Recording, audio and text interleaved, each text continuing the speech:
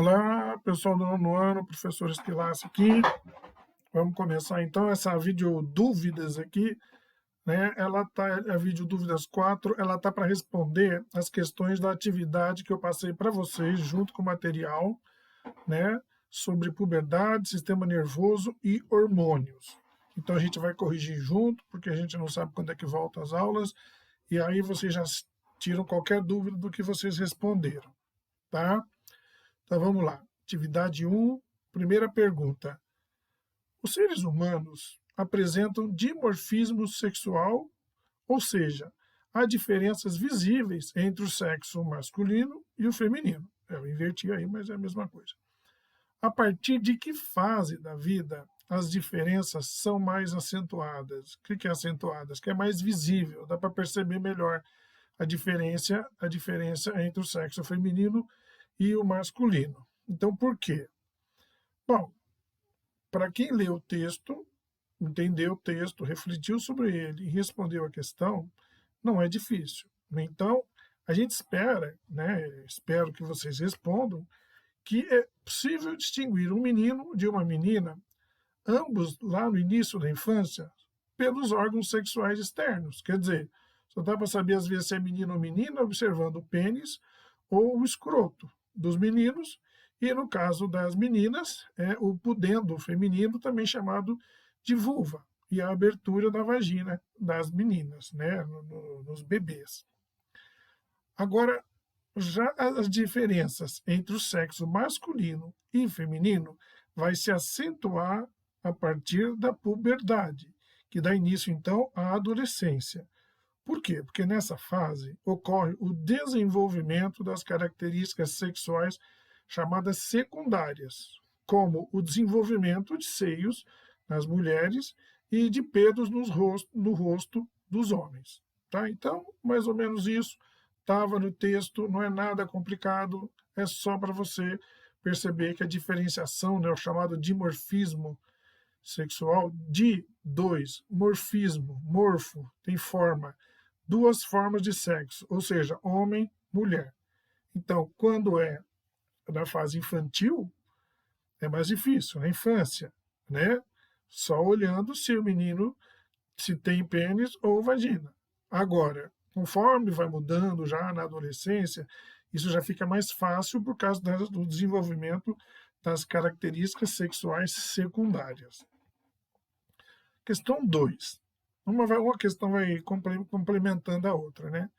Além das mudanças nas características físicas do jovem, a puberdade, que marca o início da adolescência, também leva a mudanças de comportamento, mudanças comportamentais. Descreva algumas dessas mudanças. Bom, segundo o texto lá, né, e vocês já podem ter vivenciado isso aí também, essas mudanças comportamentais ela inclui incômodos, frustrações, inseguranças, preocupação com o próprio corpo, um certo interesse sexual, uma busca pela identidade e também pela independência, né? E uma necessidade de explorar os sentimentos e também o corpo, que vocês estão conhecendo ele e verificando mudanças. Terceira atividade, terceira questão, né? O que determina o desenvolvimento das características sexuais secundárias na adolescência? Identifique as principais características sexuais secundárias masculinas e femininas. Bom, o amadurecimento das glândulas sexuais, ela vai determinar o desenvolvimento dessas características sexuais secundárias.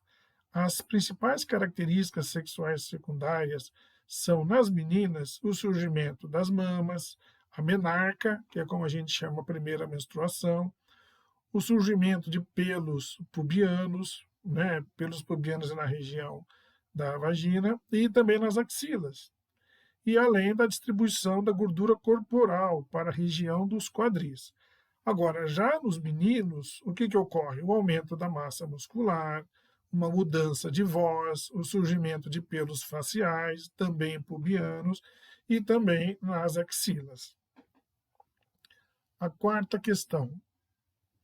É possível afirmar que o desenvolvimento das características sexuais secundárias está associado apenas com a produção dos hormônios sexuais? Justifique. Justifique quer dizer, explique o porquê, né? Então, primeiro, é possível afirmar que o desenvolvimento das características sexuais secundárias está associado apenas com a produção dos hormônios sexuais? Não. Não por quê? Justifique. Bom, os hormônios produzidos em outras regiões do corpo, eles vão atuar em conjunto com os hormônios sexuais para o desenvolvimento das características sexuais secundárias do corpo humano, certo? Aí nessa questão 5 ele propõe tipo de um experimento. Né? Em um experimento, uma amostra de sêmen foi dividida em 2 frascos, lembrando que o sêmen é aquele líquido que contém os gametas masculinos, né? Os espermatozoides. Então, o primeiro, ele manteve inalterado, né, esse frasco, enquanto que o segundo, ele adicionou nesse segundo frasco que tem o sêmen, com os espermatozoides, uma substância, um composto, que impede a atividade das mitocôndrias. Aí é importante saber o que é mitocôndria, né? Então ele pede para você, assim, propõe uma hipótese para o que é esperado que aconteça com as amostras de sêmen de cada frasco. Justifique sua resposta, ou seja, você vai explicar a sua resposta. Então, essa resposta ela vai variar, vai ser de acordo com o que você entendeu. Então, o importante é descrever que no primeiro tubo, os espermatozoides vão continuar sendo móveis, enquanto que no segundo tubo não vai ser observada a mobilidade. Por quê? Porque as mitocôndrias, lembra, as mitocôndrias são organelas celulares que elas fornecem energia para a vida, né? Para a célula, o espermatozoide viver, inclusive os flagelos. Então, se a mitocôndria elas estão inativas, não se espera que ocorra um movimento desses espermatozoides, tá? Então é isso, essas são as 5 respostas dessas primeiras perguntas. Continuando, questão 6. Observe a ilustração a seguir, que representa o sistema genital masculino, e depois responde o que se pede. Então tá aqui, nós temos aqui o aparelho reprodutor genital, né, o sistema genital masculino. Aí a primeira pergunta é: em que estrutura são produzidos os espermatozoides? E que letra indica essa estrutura? Então, lembrando, né? Lembrando, os espermatozoides, eles são produzidos nos testículos. E no caso aqui, é esse que está em verde aqui dentro do chamado saco escrotal, que está a letra F, tá? Essa segunda questão aqui, a B, tinha que ter pesquisado para poder responder, né, de uma maneira melhor. Então, ó, em alguns homens ocorre uma inflamação na estrutura D, fazendo com que seus canais se fechem. Infira, só esse infira aí já detona a pergunta. Infira pense o que poderia acontecer, entendeu? Infira que tipo, pense que tipo de problema isso pode causar e por quê. Então vamos lá ver. É a estrutura D. Tá aqui, ó. D é esse rosinha que está em cima aqui do F, que é o testículo. Então, essa inflamação, só para saber, né? Essa inflamação do epidídimo, ela é denominada epididimite. Geralmente, o que termina com imite é inflamação. Dermatite, inflamação na pele. Esofagite, inflamação no esôfago. Gastrite, gastro é estômago, então inflamação no estômago e por aí vai. Então, essa epididimite, né, pode causar essa inflamação, né, no epidídimo, pode causar essa epididimite e pode causar também dor no testículo, vontade de urinar frequente, uma dor, um inchaço local, secreção, dificuldade no ato sexual, de ejaculação e também aumento dos glândulos da virilha e um sangramento que pode estar presente no sêmen, que não é comum dar sangue no sêmen, certo? Agora, a 7. A ilustração a seguir Desculpa. Observe a ilustração a seguir, que representa o sistema genital feminino, e responda às questões. Então, A. Onde são produzidas as células sexuais femininas? Que letra indica essa estrutura? Então, vamos lá. Desculpa, aqui. Então, tá aqui, ó. É o B. O B aqui, que é o amarelinho aqui, que é onde estão produzidas as células, os gametas femininos, os ovócitos, tá? Aqui, bom, vamos para a outra letra, a B. Qual é a função da estrutura indicada na letra A? Então, na letra B, nós vimos que são os ovócitos que estão produzidos lá nos ovários, que é a estrutura B.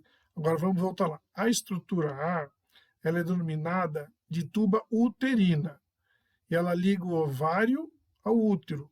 Então, para ela, o ovócito se desloca para o útero, e é na tuba uterina que geralmente ocorre a fecundação. Então, ó, tá aqui, letra B, o ovário. Letra A, tubo uterina, que é isso aqui, tubo. Então, é aqui que o ovócito vai percorrer, e é aqui que o ovócito pode se encontrar com o espermatozoide para ocorrer a fecundação, certo? Agora tem a C. Em que região do sistema genital feminino ocorre o desenvolvimento do embrião? E que letra indica essa estrutura? Então, o desenvolvimento do embrião ocorre no útero, que no caso é representado pela letra C, é isso aqui, ó. Tá? A imagem não está muito boa, mas no caso aqui é a letra C.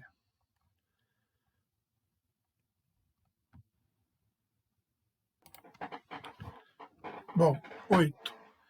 Quais são as principais diferenças entre o gameta feminino e o gameta masculino na espécie humana? Isso é importante saber, né? Não é decorar, é saber. Então, o gameta feminino ele possui poucas estruturas. Então, tem apenas o núcleo e o envoltório protetor, né? Em volta desse núcleo aí, né? Que protege, no caso, a célula, que o gameta feminino é uma célula. Então, a forma é esférica, enquanto que o gameta masculino, por sua vez, ele já possui uma forma alongada. Isso você pode ver lá no texto que vocês receberam, né? E ele é móvel, ele se move, e ele é bem menor do que o gameta feminino. E ele possui uma cabeça que comporta, além do núcleo, uma vesícula que na ponta dela é cheia de umas enzimas, que é usada para degradar esse envoltório que a gente viu que protege o ovócito. Então, é uma porção mediana cilíndrica, que é rica em mitocôndrias, que produz energia para movimentar o flagelo. Tem também essa estrutura, né, na porção mediana do espermatozoide. E ainda o próprio flagelo, que é o que promove a mobilidade, que é o que faz ele se movimentar. Certo? Então, vamos lá. 9. Analise as sentenças a seguir e classifique-as como verdadeiras, V, ou falsas, F. E aí, em seguida, você vai reescrever as falsas em seu caderno, só que você vai corrigir, tá bom? Então, vamos lá. A. Os hormônios são substâncias químicas responsáveis por controlar processos do organismo, como a reprodução. A A é verdadeira, então não precisa mudar nada. B. Os principais hormônios sexuais masculinos são o estrógeno e a testosterona. Esse está errado, porque o principal hormônio sexual masculino é a testosterona, tá? C. Os hormônios controlam apenas mudanças físicas no corpo humano e não estão relacionadas com mudanças comportamentais. Está errado, é falsa também. A verdadeira é: os hormônios controlam mudanças físicas e comportamentais do corpo humano, tá? D. Os principais hormônios sexuais femininos são o estrógeno e a progesterona, certo? Certo, essa frase está certa. Então, a frase A e D até agora estão certas. A B e a C têm que ser corrigidas. E, por último, a E. Os ovócitos são as principais glândulas sexuais femininas. Os ovócitos, na verdade, essa está errada, porque os ovários são as principais glândulas sexuais femininas. Os ovócitos, eles são células sexuais femininas, entendeu? Então, os ovários são glândulas sexuais, os ovócitos são as células sexuais. Tudo bem? Aí ele colocou aqui a D, a 10, desculpa. A 10 é um quadro, você copia o quadro, tá? Olha lá, copie o quadro a seguir no caderno e você vai completar relacionando os principais hormônios sexuais com suas funções e seu local de reprodução. Então é o seguinte, é para preencher o que está em cinza aqui. Então, a primeira linha aqui. Ah, o que é aqui? Hormônio sexual, professor? Eu não sei qual que é. Lendo o texto saberia, porque nós estamos falando qual é o local de produção? Testículo. Se é testículo, eu estou falando de hormônio masculino. Então, aqui, que hormônio é esse? Testosterona. E qual é a função desse hormônio sexual masculino, que é a testosterona? Aí você põe aqui na função. É o desenvolvimento das características sexuais secundárias masculinas e o controle da produção de espermatozoide. Isso está lá no texto. Bom, se aqui é testosterona e aqui é testículo, e aqui é o local da produção, aqui é a função e aqui é o hormônio sexual. Se aqui é testosterona, aqui vai ser o quê? Estrógeno e progesterona, que é o quê? Qual que é a função? O desenvolvimento das características sexuais secundárias femininas, controle da menstruação e preparação do organismo para a gravidez. Ah, e o local de produção? Onde são produzidos o estrógeno e a progesterona? Nos ovários. Entenderam? É isso, gente. Facinho. Era ler, entender para responder. Certo? Então, pessoal, é isso. Semana que vem já tem, aliás, essa semana eu já vou disponibilizar material novo e aí na próxima semana eu falo sobre esse material. Tá bom? Até mais.